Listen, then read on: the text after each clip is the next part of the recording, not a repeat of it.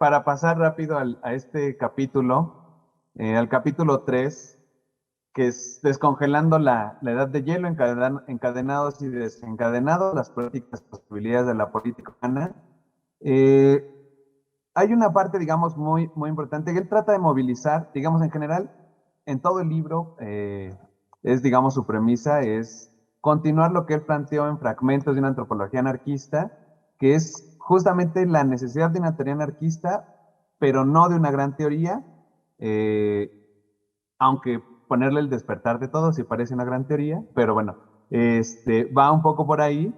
Y la otra parte que es muy importante, que es el argumento de por qué a la antropología anarquista le interesa estudiar a los pueblos y comprender a los pueblos contra el Estado, ¿no? Justamente como les había llamado clastres, y es, digamos, por una especie de pedagogía anarquista. No para copiar esos modelos, sino para aprender de esas formas de organización en un proyecto futuro de una sociedad anarquista. Y la otra parte que me parece que incorpora y que se da y que se nota mucho la influencia, uno de sus últimos textos los escribió justamente con Marshall Salins, que se llama On Kings, es justamente retomar este debate, pero encontrando una vía paralela a lo que Salins hace en la ilusión occidental de la naturaleza humana, que es justamente tratar de encontrar el origen o un posible origen de este debate o de estas dos versiones de la naturaleza humana, la hobbesiana y la de Rousseau, ¿no? La de todos contra todos o la de El buen salvaje, que como nos dice Graeber, pues no es realmente la versión de Rousseau, pero bueno, en todo caso es lo que se ha sentado dentro de este mito de la modernidad occidental y que Salins va a tratar de encontrar ese origen. Por otro lado, justamente él se remonta a la antigüedad griega y a las guerras justamente espartanas, ¿no? Por ahí va esa salida y Graeber me parece que retoma esta misma tarea que se había planteado Salins, pero tratando de encontrar la respuesta en otro lugar que no es la antigüedad griega, sino la antigüedad paleolítica, podríamos decirlo, y obviamente el pensamiento indígena, como él lo plantea en lo que ya nos platicó justamente Alejandro, ¿no? Y lo que me parece que está movilizando es una histórica hipótesis anarquista a lo largo de todo el libro y es lo que él va a tratar de estar demostrando. Uno, que también lo plantea Clastres justamente, pero es una vieja hipótesis anarquista, en su debate principalmente con una versión del marxismo, con la versión estructural del marxismo, que es que la política fue antes que la economía, o este viejo debate de qué es más importante, si la superestructura o la estructura. Evidentemente, la respuesta anarquista es la política es lo determinante y no la economía, ¿no? De ahí que se derive toda este intento por demostrar cómo justamente el desarrollo de la agricultura no deviene en términos automáticos causales en un desarrollo de la jerarquización, de las clases sociales, del Estado, etcétera, como una historia evolutiva lineal. La segunda que se deriva también de esta es una distinción que Lacan no hace tan evidente sí en Fragmentos de Antropología Anarquista, que es la distinción entre la política como esa forma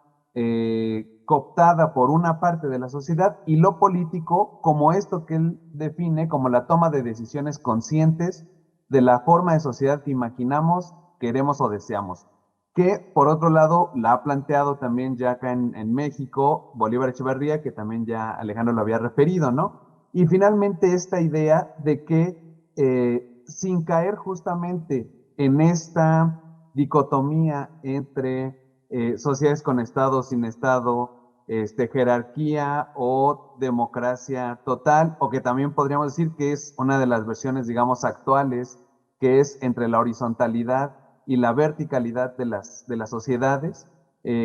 plantea justamente esta idea de los jefes sin poder que ya había planteado justamente Castro con las sociedades amazónicas y que él trata de demostrar cómo a lo largo de la historia y sobre todo remontándose a esta muy larga duración, ¿no? En la época eh, de la edad de hielo, ¿no? Y en el principio del Holoceno, que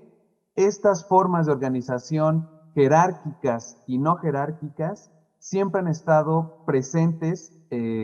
constantemente, ¿no? Es decir, que las sociedades han experimentado y que no ha habido una sola versión o una sola posibilidad evolutiva de las formas de organización social, ¿no? Y en ese sentido que optar por formas más jerarquizadas o menos jerarquizadas siempre han estado en una relación con el momento, podríamos decir, ambiental, ¿no? Con las posibilidades o no que ofrece un periodo interglacial o con momentos de profunda escasez donde era necesario experimentar otras formas sociales, pero que en todo caso esas formas sociales nunca se habían asentado de forma permanente, ni una ni otra necesariamente, hasta digamos el momento más o menos presente, que sería la modernidad, donde justamente él va a hacer una pregunta más adelante y es cómo nos quedamos atascados en la forma jerarquizada, tan jerarquizada de la sociedad, ¿no? En ese sentido, él comienza este capítulo haciendo también una crítica del evolucionismo determinista, una tarea que me parece también hereda de Salins, ¿no? Recordemos esos textos de Salins de uso y abuso de la biología. También en Ilusión Occidental vuelve a retomar este debate con la sociobiología de Owens y con la psicología evolutiva, que es, digamos, la versión actualizada, junto con la teoría del gen egoísta, que son las versiones actualizadas de este evolucionismo determinista que nos dice, somos así por una razón causal y no hay demasiado cómo hacerle, ¿no? Sería muy bonito que no quisiéramos la jerarquía, pero pues históricamente lo hemos sido, ya sea por un gen o ya sea porque la estructura mental nos hace ser así, ¿no? Él trata a lo largo de todo este capítulo, bueno, a lo largo de todo su trabajo, justamente dar pruebas a partir de la arqueología y de la paleoantropología contemporánea de cómo esto no es necesariamente cierto, en tanto que ha habido posibilidades alternativas en las formas de organización, ¿no? Que no responden a esta historia evolutiva que en cierto sentido sigue siendo unilineal, ¿no? Como un gran relato justamente, ¿no? Y en ese sentido, él tratan de desmontar los Davides las pruebas sobre la necesidad de la estratificación social y la jerarquía, justamente demostrando cómo no todas las sociedades que desarrollaron agricultura desarrollaron una forma de organización jerárquica y no todas las sociedades que no eran agricultores, que eran pastores, forrajeros, recolectores, cazadores, etcétera, eran, podríamos decirlo, horizontales, sino que en determinados momentos podrían adquirir formas, no necesariamente de concentración de poder, pero sí formas jerárquicas de organización, dependiendo el momento ambiental, social, histórico, podríamos decir, en el que se encontraba dicha sociedad, pero que rápidamente podían regresar a formas más bien disgregadas, donde no se concentra gran cantidad de población. Digamos, esto es lo que trata de movilizar él en este capítulo, estas ideas centrales, ¿no? Y finalmente, en el otro capítulo, en la ecología de la libertad, justamente profundiza en esta idea. Y aquí hay algo, digamos, que es bastante interesante, sobre todo pensando un poco las discusiones que hay, que seguramente ha habido acá en la RESMA, ¿no? Por ejemplo, aunque no revisé ya la bibliografía, si él realmente revisa Vavilov, pero pone en duda esta idea de los centros de domesticación de Vavilov, que según yo, hasta ahora quienes trabajan en procesos de domesticación siguen planteando como una base fundamental, obviamente con actualizaciones, etcétera, ¿no? Hay varias versiones, pero se sigue planteando esta idea de los centros de domesticación. Eh, Él habla más bien que ha habido otras formas de agricultura, no necesariamente que han derivado en domesticación, principalmente se centra en el caso de la Amazonía, cuando habla de este caso, en formas que dice él, bueno, efectivamente, si hablamos en términos biológicos, hay especies animales y vegetales que no han sido domesticadas, pero que en su relación con las sociedades amazónicas sí están en un estado de domesticación, ¿no? Habla de cómo hay una cierta adopción, incorporación a la unidad familiar o a la unidad social de ciertos animales que son tomados desde cachorros, ¿no? Desde pequeñitos, después de que los padres son casados y que se los comen, ¿no? Y que son incorporados, dice, bueno, efectivamente, si hablamos en términos biológicos estrictos, pues tal vez no son domesticados, pero en la relación social que establecen, pues sí son animales que están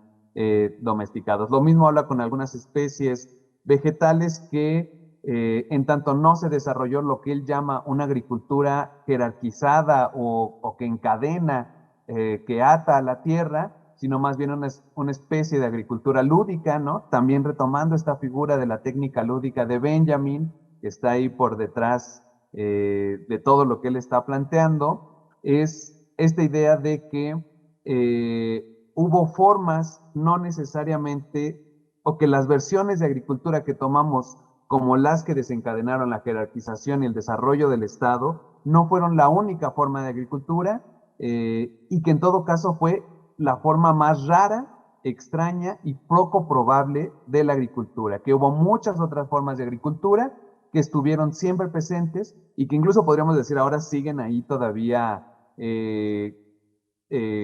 vigentes como posibilidad, como potencia, podríamos decir, ¿no? Están ahí siempre presentes. En ese sentido, pues él, a partir de esta idea, va relatando varios casos, ¿no? El desarrollo de la agricultura en Europa, en Eurasia, en África, en distintos momentos históricos, de cómo realmente el desarrollo de una agricultura estable, permanente, que desarrollara una gran necesidad de movilización de la fuerza de trabajo, ¿no? De la mano de obra, y que por tanto desencadenar en el Estado fue una de las últimas posibilidades que se dio. Y en ese sentido, pues trata de desmontar esta hipótesis de el crecimiento demográfico es igual a jerarquía, es igual a Estado, y lo que desencadenó todo esto fue la agricultura, es decir, esa gran hipótesis de la revolución neolítica, del origen de la agricultura como el paso necesario para el desarrollo del Estado. Él dice, no es así, es decir, si regresamos a la hipótesis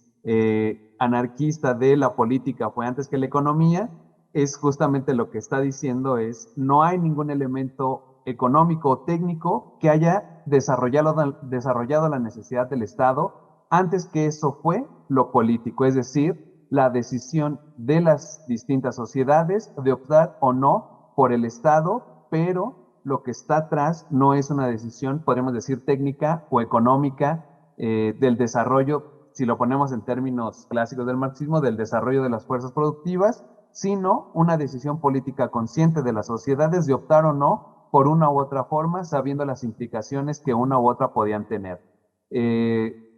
Con varios ejemplos, él trata de demostrar cómo muchas sociedades de cazadores recolectores o de recolectores cazadores tenían sociedades cercanas que son jerarquizadas y que estaban desarrollando Estado y que pudiendo tener esa posibilidad deciden no hacerlo, ¿no? En ese sentido, dice, la agricultura únicamente se asentó de forma más permanente como una economía de la privación, es decir, cuando no quedaban realmente otras posibilidades. Y ahí hay una parte, digamos, bastante interesante también para el seminario, y es que él plantea que justamente el Holoceno, este periodo interglacial, abre las posibilidades de el desarrollo de la agricultura de forma más estable, aunque no todas las sociedades lo desarrollaron, pero que se desarrolló justamente en momentos en el que hubo crisis o ciertos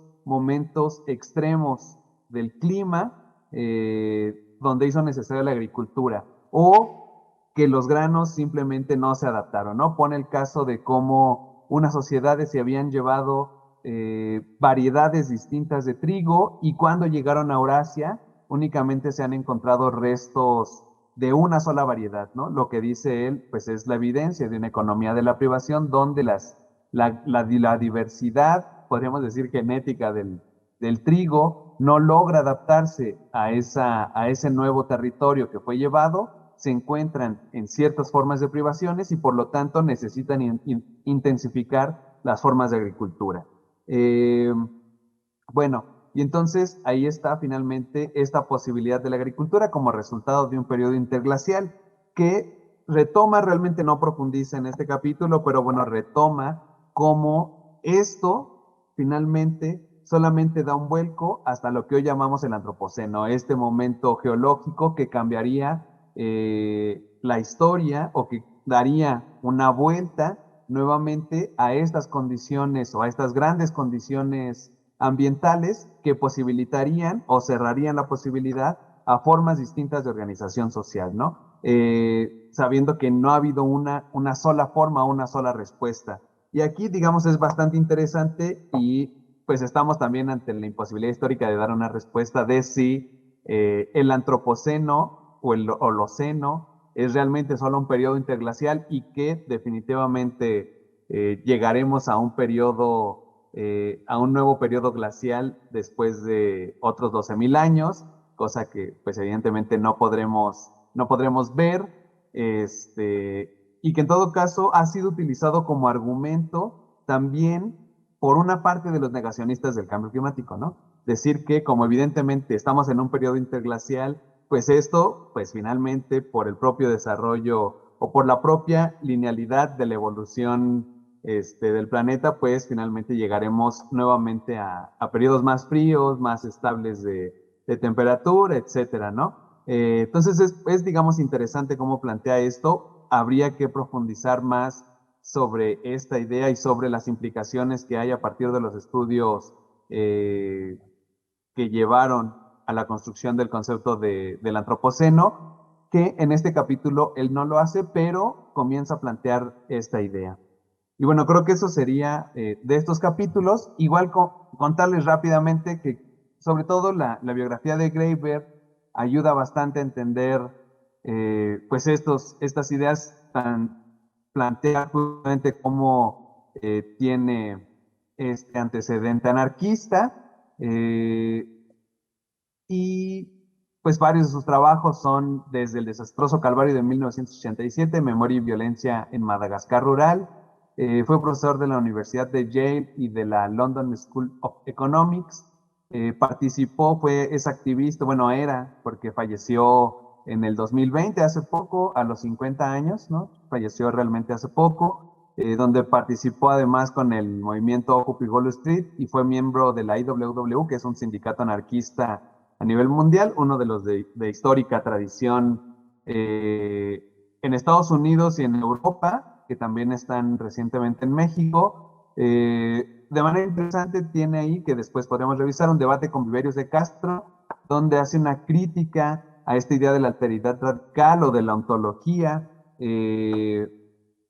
lo invita el propio Viveiros, él que además se admira y lo ve como un compañero, digamos que ve en la antropología las posibilidades de crítica al sistema dominante actual. Y bueno, pues varios de sus trabajos están ahí. Y como les decía, hay una parte que a mí me parece que es muy interesante, que es este trabajo que hace junto con Marshall Salins, que me parece que está en una influencia muy fuerte en este trabajo. En términos muy generales, me parece que es una cierta reactualización, un intento de dar una vuelta de tuerca a el viejo libro de Salins de la economía de la edad de piedra y dar cuenta cómo hay otra historia no contada que la antropología puede dar cuenta en este relato unilineal que la modernidad se ha planteado como el destino necesario de la sociedad capitalista, ¿no? Y compartido para todos, es decir, no importa cómo hayamos empezado, todos finalmente acabaremos en la sociedad capitalista. Y que desde entonces Salins había ya criticado y que en este trabajo de los Davides pues profundiza. Y Wingrove pues, es arqueólogo y más o menos justamente es quien dota de toda esta fuente de información de las investigaciones recientes a esta investigación que está ahí de forma muy interesante. Y pues son algunos de los trabajos que encontré que ha hecho. Me parece que no hay cosas traducidas de él, pero bueno, hay cosas que parecen, que se ven bastante interesantes de los trabajos que ha realizado. Bueno, pues eso sería todo.